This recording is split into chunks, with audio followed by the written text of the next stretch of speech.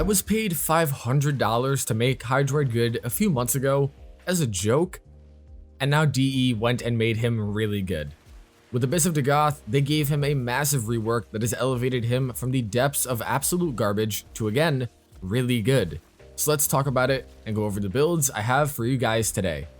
The entire basis of Hydroid's kit revolves around his passive, causing enemies damaged by Hydroid to be far more vulnerable to the corrosive status effect, with the very first proc giving a 50% armor strip rather than the 26%, meaning that at 10 stacks, enemies will be fully armor stripped.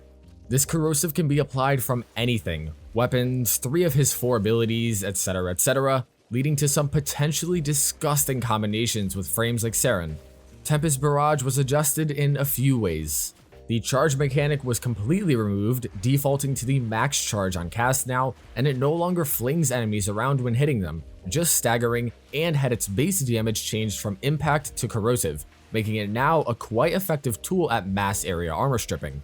A single cast of Tempest can full strip enemies in about 2 to 3 seconds, but you can stack multiple barrages on top of one another quite fast with a bit of casting speed that will max out your strip far faster. And if deciding to use the augment Viral Tempest, will also fully prime enemies with Viral, as it adds a 100% chance for impacts to proc it as well.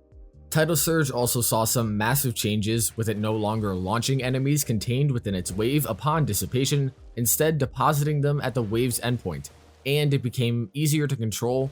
However, the turning still feels odd to me. Furthermore, this ability too procs corrosive on enemies, scaling off the amount of time they were within the waves, and the status cleanse from the Tidal impunity mod was brought into the base ability, making it a good substitute for Rolling Guard. Unfortunately, Undertow was removed from the game, rip in the chat. In its place, we gained a far better ability though in Plunder. Plunder causes all enemies in range to be permanently armor stripped by their current corrosive procs, and in turn increases Hydroid's own armor and grants bonus corrosive damage to your weapons, enabling the broken mix of corrosive and viral, and armor strip. Any high status weapon will now be able to strip enemies by just shooting them because of his passive. The more procs you have on them, the stronger your buffs will be, being bolstered even more by the augment Rousing Plunder, granting 50% max corrosive damage and armor, and enabling the ability to heal Hydroid and allies within affinity range on cast. Tentacle Swarm saw the fewest amount of changes, but they are still some massive quality of life.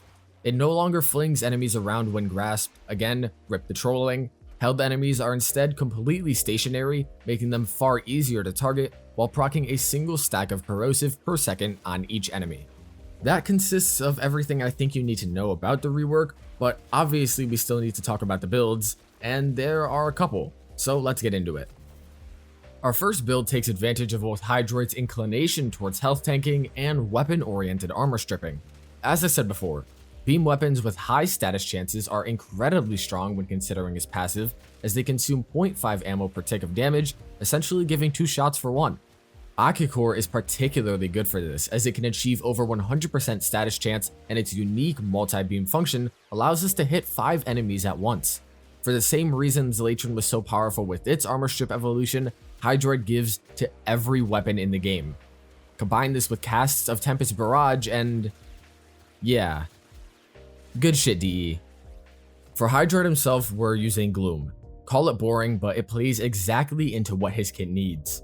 Plunder grants an insane amount of armor, and Gloom heals on damage from either weapons or abilities, making the two complement each other in a health tank playstyle. Furthermore, the Stagger from Tempest and Ragdoll from Tidal Surge will stunlock enemies entirely, making you even less likely to take damage with the slow Gloom puts on them.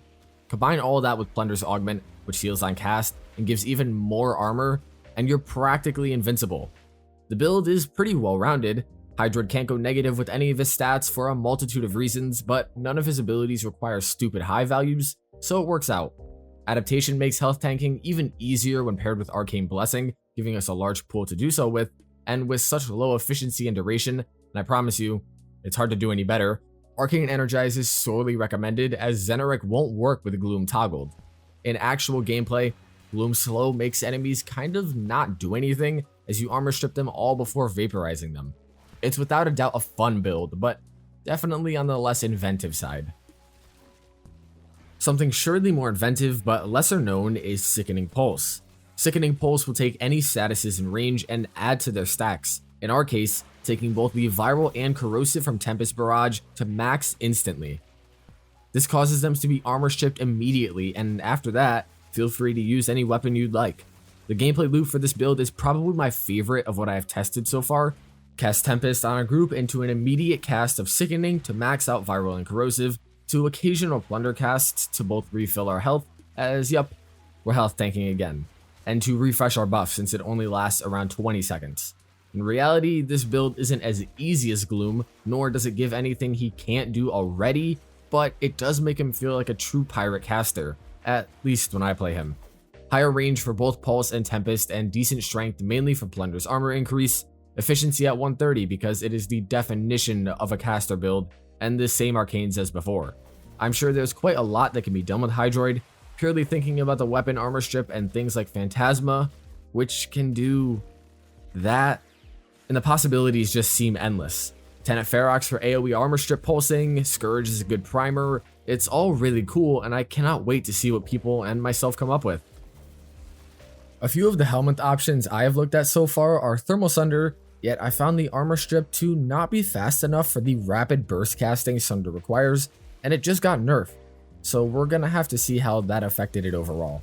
Breach Surge looked quite interesting for an ability DPS setup in the simulacrum, yet once I took it into some actual gameplay, it didn't go that well.